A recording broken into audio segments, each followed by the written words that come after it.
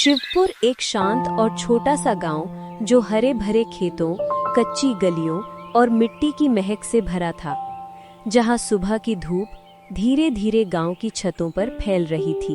इसी गांव के किनारे एक छोटा सा कच्चा पक्का घर था, जिसमें रहती थी सरस्वती देवी। उम्र लगभग 60 के आसपास।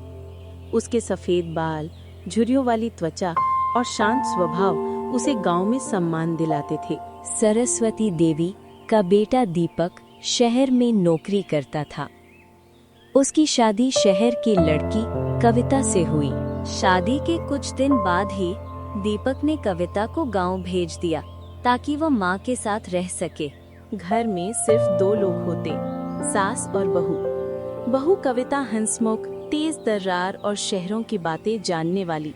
शुरू के 2 दिन ठीक थे, पर तीसरे दिन से कविता का रूप देखते ही बनता था।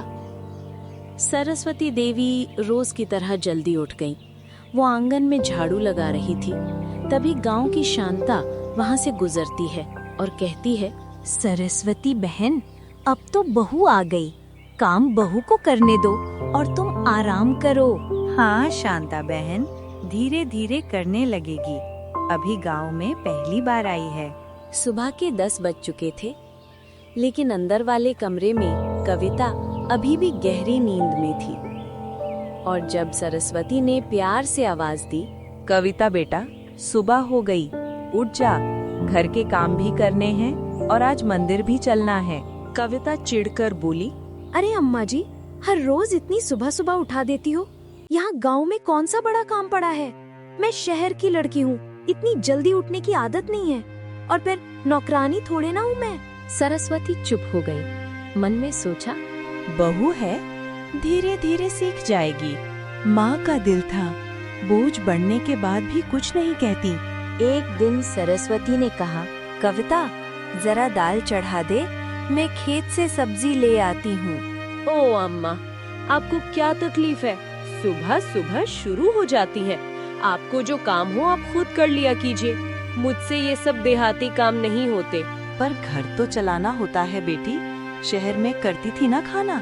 कविता ने जोर से कहा, वो शहर था, यहाँ धुआं, चूल्हा, मिट्टी, मेरा मन घबराता है। मैं नहीं करूँगी रोज रोज ये गांव वाली पूजा पाठ। शहर में कोई नहीं करता इतना। और ये झाड़ू, पोछा, बर्तन, ये आपके जमाने के काम है, आप कर लिया करो। सरस्वती चुपचाप अकेले खाना बनाने लगी। उनकी आंखों में पानी आ गया, धुएं से भी और दर्द से भी। गांव की औरतें अक्सर सरस्वती के घर के पास से गुजरती और पूछती, बहू कैसी है दीदी? सरस्वती मुस्कुराकर कहते, अच्छी है, नई नहीं है, सब सीख जाएगी। लेकिन गांव वालियां समझती थी, कुछ तो गड़बड़ है। एक सुबह सरस्वती घर के आंगन में तुलसी चौरा के पास दीपक जला रही थी। घंटी की आवाज और अगरबत्ती का धुआं पूरे घर में फैल गया। घंटी की आवाज से कविता की नींद खुल जाती है और वो आंगन में आकर सरस्वती को चिल्लाने लगती है, अम्मा, कितनी जोर से घंटी बजाती हो, सोने नहीं देती।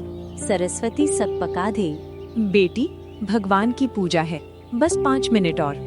कविता गुस्से में बोली, भगवान को सुबह सुबह उठाने की क्या जरूरत है? रात को भी तो संभालते हैं लोगों को। सरस्वती के हाथ कांप गए। पूजा की थाली गिरते गिरते बची। इतनी कड़वी बात उन्होंने किसी से न सुनी थी। अम्मा, मुझे बहुत तेज भूख लगी है, जल्दी से मेरे खाने के लिए कुछ बनाओ। और याद रखना, सब्जी में नमक ज्यादा न हो और न ही रोटियां जली हो।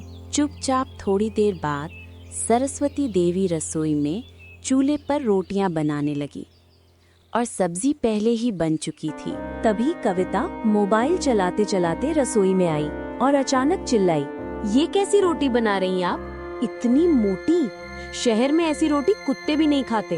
अरे बेटा, चूल्हे पर रोटी थोड़ी मोटी हो ही जाती है, चाहो तो गैस पर बना दूं।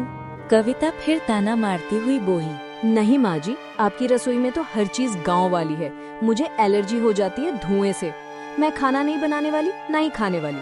और जोर से थाली पटक कर चली गई। सरस्वती देवी के हाथ कंपकपा गए, लेकिन उन्होंने चूल्हा नहीं बुझाया। खाना बनाने के बाद सरस्वती देवी कमरे में खाट पर थकी हारी बैठी हुई थी। तभी कविता आती है और कहती है, अम्मा, मेरे कमरे की झाड़ू नहीं लगाई अभी तक। कमरा कितना गंदा पड़ा है, चलो चलकर झाड़ू लगाओ। बेटी, अभी थोड़ी देर में लगा दूंगी कमरे की झाड़ू। काम करते करते मेरी कमर में दर्द होने लगा है। बस थोड़ा कमर सीधी कर लो, फिर पूरा काम कर दूंगी। 4 रोटी क्या बना दी, वो भी जली हुई। कमर में दर्द होने लगा। जिससे बाकी काम न करने पड़े। अम्मा, आपको क्या लगता है, आप ये बहाने बनाकर मुझे तंग करोगी? कविता बेटी, मैं बूढ़ी सही, पर इतनी भी नहीं कि तुझे तंग करूं। मैं तो बस घर चलाना चाहती हूँ। घर? ये तो आपका घर है, मेरा नहीं। मैं क्यों करूं आपके घर का काम? आपने मेरा जीवन बर्बाद कर दिया मां जी। शहर का लड़का देखकर शादी करवाई और खुद गांव में रख लिया। सरस्वती उठी और धीरे धीरे चलकर कविता के कमरे की झाड़ू लगाने लगती है। अम्मा, झाड़ू सफाई से लगाना, बिल्कुल भी कचड़ा न दिखे। सरस्वती खामोश हो गई और उसकी आंखों से आंसू बहने लगे। रात में सरस्वती और कविता साथ में बैठकर खाना खा रही थी। तभी कविता बोलती है, अम्मा, पराठे में कितना ज्यादा नमक है। पूरे डिब्बे का नमक डाल दिया क्या? फ्री में आता है ना? नहीं बेटी, मैंने तो कम ही डाला था और मुझे तेज नहीं लग रहा। पूरा खाना खराब कर दिया। अगर बनाते नहीं बनता तो आगे आगे क्यों करती हो? खा लो अब खुद ही। सरस्वती की आंखों में आंसू आ गए। कविता की बातें उसके दिल में चुभ रही थी, लेकिन वो चुपचाप खाना खाने लगी। थोड़ी देर बाद जब सरस्वती अपने बिस्तर पर लेटी तो खुद से बातें करने लगी। क्यों भगवान, मुझसे ऐसी कौन सी गलती हो गई जिसकी सजा मुझे मिल रही है? मैं तो कभी किसी का गलत भी नहीं सोचती। यही मेरे अच्छे होने का नतीजा है। अगर मेरा बेटा यहाँ होता तो ये दिन नहीं देखने पड़ते। यहाँ मेरा कोई अपना नहीं है जिसे मैं अपने दिल की बात बता सकूं। अगली सुबह तेज हवा चल रही थी। छत पर धूप की सुनहरी किरणें गिर रही थी और सरस्वती देवी आंगन में झाड़ू लगा रही थी।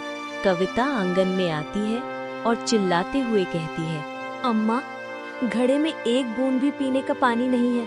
आपको दिखाई नहीं देता? अब क्या प्यासा मारना चाहती हो? मैं बहुत थक गई हूँ बहू, थोड़ी देर में भर लाऊंगी। अभी जाके कुएं से घड़ा भर कर लाओ। मुझे बहुत तेज प्यास लगी है। रोज रोज नाटक दिखाने लगती है। बहाने बनाना छोड़ दो, वरना आज खाने के लिए खाना नहीं मिलेगा। सरस्वती देवी घड़ा हाथ में लेकर कुएं से पानी भरने जाती है। कुएं के पास पहुंचकर उसने घड़ा भरा और घर वापस आते हुए अपने आप से बातें करती है। हे भगवान, बहू तो मुझसे बहुत काम करवाती है और इस बुढ़ापे में पूरा शरीर टूट रहा है। मेरा बेटा यहाँ होता तो मुझे ये दिन न देखने पड़ते। शाम के समय जब सरस्वती खाट पर बैठकर चावल बीन रही थी, तब उसने आवाज लगाई, कविता, जरा आंगन से कपड़े उठा दो। कविता ने हंसकर कहा, अम्मा, आप ही कर लीजिए। मैं शहर की पढ़ी लिखी लड़की हूँ, ये सब काम मेरे बस का नहीं। आपको तो मजा आता होगा नौकरानी बनाने में। नहीं बेटा, मैं तुम्हें नौकरानी नहीं बना रही। बारिश न होने लगे और कपड़े गीले न हो जाएं, बस इसलिए बोला था। बस अम्मा, बहुत हुआ। मेरे ऊपर हुक्म चलाने की जरूरत नहीं है। जितना मैं बोलूं उतना काम किया करो। रात को सरस्वती और कविता खाट पर बैठी हुई थी। तभी सरस्वती कहती है, बेटी, एक बात कहूँ, तू घर की बहू है, इस घर की लक्ष्मी है। अगर तू काम कर लेगी तो घर चमकेगा। मुझे खींच तान कर सब करना पड़ता है। उम्र हो गई है मेरी। अम्मा, एक बात कहूँ, आप ये नाटक बंद कर दीजिए। मुझे यहाँ गांव में रहना ही नहीं है। अगर आपको दिक्कत है तो आप ही मायके चली जाइए। कविता इतना कहकर कमरे में चली जाती है। सरस्वती का दिल टूट गया। उन्होंने खुद को कमरे में बंद कर लिया और रोती रही। अगली सुबह कविता कमरे से बाहर आई तो उसने देखा सरस्वती जमीन पर बेहोश पड़ी है। कविता घबरा गई। गांव वालों ने उन्हें वैद्य से दिखवाया। वैद्य ने बताया, बहुत तनाव है, कमजोरी भी है, ख्याल रखना पड़ेगा। गांव वालों के सामने कविता ने कहा, ठीक है, मैं अम्मा का ध्यान रखूंगी। जैसे ही सरस्वती की हालत थोड़ी ठीक हुई, कविता ने उसे फिर से काम पर लगा दिया। दीपक अचानक बिना बताए गांव आ गया। जैसे ही वो ऑटो से उतरा, उसे गांव की रमा चाची मिलती है और कहती है, दीपक बेटा, तू आ गया। हाँ चाची, काम खत्म हुआ तो सोचा घर चला जाऊं कुछ दिनों के लिए। माँ से भी नहीं मिला था बहुत दिनों से। अच्छा किया बेटा। बेटा, तुम्हारी पत्नी बहुत काम कराती है, सरस्वती के साथ बहुत बुरा व्यवहार करती है। तुम्हारी माँ की तबीयत बहुत खराब है, वह बेहोश हो गई थी। बेचारी किसी से कुछ नहीं कहती थी, काम करती रहती और अकेले रोती रहती थी। चाची, ऐसा नहीं हो सकता। कविता मेरी अम्मा के साथ ये सब नहीं कर सकती। जा घर और अम्मा को देख जाकर अब कैसी तबीयत है। दीपक तुरंत घर की तरफ गया। जब वो घर पहुंचा, उसने देखा शांता आंगन में झाड़ू लगा रही थी। मीना चारपाई पर लेटी मोबाइल चला रही थी और शांता को ही डांट रही थी। धीरे करो मान जी, धूल उड़ती है। उसने घर में गंदगी, उथल पुथल, माँ की हालत देखी और गुस्से में आ गया। कविता, ये क्या बर्ताव है? माँ इतना काम कर रही है और तुम लेटी हो। कविता हक्की बक्की रह गई। वो झूठ बोलना चाहती थी, पर दीपक ने सब अपनी आंखों से देख लिया था। कविता, माँ की इतनी तबीयत खराब है और तुमने मुझे बताया नहीं। ऊपर से तुम आराम कर रही हो और माँ से काम करवा रही हो। तुम्हें शर्म नहीं आती? तुम इतनी बेरहम कैसे हो गई? बेटे को देखकर सरस्वती के चेहरे पर मुस्कान आ गई और आंखों में खुशी के आंसू। बहू बनकर घर चलाना होता है, तानाशाह बनकर नहीं। अम्मा ने जिंदगी भर हमारे लिए सब किया है, उनका दिल मत दुखाया करो। अगर तुम गांव में रहना चाहती हो तो माँ का सम्मान करो, वरना मैं तुम्हें कुछ दिनों के लिए मायके छोड़ आऊंगा, ताकि तुम सोचो कि परिवार में कैसे रहा जाता है। कविता पहली बार चुप हो गई। उसकी आंखों से आंसू बह निकले, क्योंकि उसे कभी उम्मीद नहीं थी कि दीपक उसकी गलतियों को देख लेगा। दीपक के सामने सरस्वती बोली, बहू से गलती हुई है बेटा, और गलती माफ कर देने के लिए ही तो परिवार होता है। उसे दूसरा मौका दो। यह सुनकर कविता फूट फूट कर रो पड़ी। माँ, मुझे माफ कर दो। मैंने आपके साथ बहुत गलत किया। मैंने आपकी कदर नहीं की। मैं अकेली पड़ गई थी, गांव का माहौल समझ नहीं पाई। अम्मा ने मुझे कभी डांटा नहीं, इसलिए मैंने सिर चढ़ा लिया। माँ जी, गलती मेरी थी। आप बूढ़ी हैं और मैं आपको दुख देती रही। अब से मैं घर का हर काम प्यार से करूंगी। दीपक ने अम्मा से पूछा, अब आपकी तबीयत कैसी है? आपको कोई जरूरत नहीं है काम करने की, आप आराम करोगी। सरस्वती देवी की आंखों से आंसू गिर पड़े, लेकिन इस बार दर्द के नहीं, सुकून के। अगले दिन कविता पहली बार सुबह 6 बजे उठी। उसने झाड़ू उठाई और बोली, माँ जी, मैं कर देती हूँ, आपने बहुत कर लिया मेरे लिए। अब गांव की औरतें कहने लगी, कविता बहू तो बहुत अच्छी हो गई है। वो रोज सुबह सरस्वती के साथ बैठती, उनके हाथों में तेल मलती, खाना बनाती, उनकी दवा टाइम से देती। अम्मा, मुझसे बहुत गलतियां हुई, आपने माँ बनकर सहा, माफ कर दीजिए। बेटी, माँ बेटी के बीच माफी कैसी? अब हम सब मिलकर घर चलाएंगे। परिवार खून का नहीं, दिल का होता है। जब तक दिल नहीं बदलते, तब तक कोई घर नहीं बसता। दीपक, कविता और सरस्वती सब साथ में बातें करते हुए बैठे थे। घर में वो गर्माहट लौट आई जो बरसों से गायब थी। कभी कभी गलतियां करना इंसानी स्वभाव है, पर जब अपने लोग प्यार से सुधार दें तो जीवन खूबसूरत हो जाता है। सास बहू का रिश्ता लड़ाई या ताबे का नहीं, समझ और सम्मान का होता है।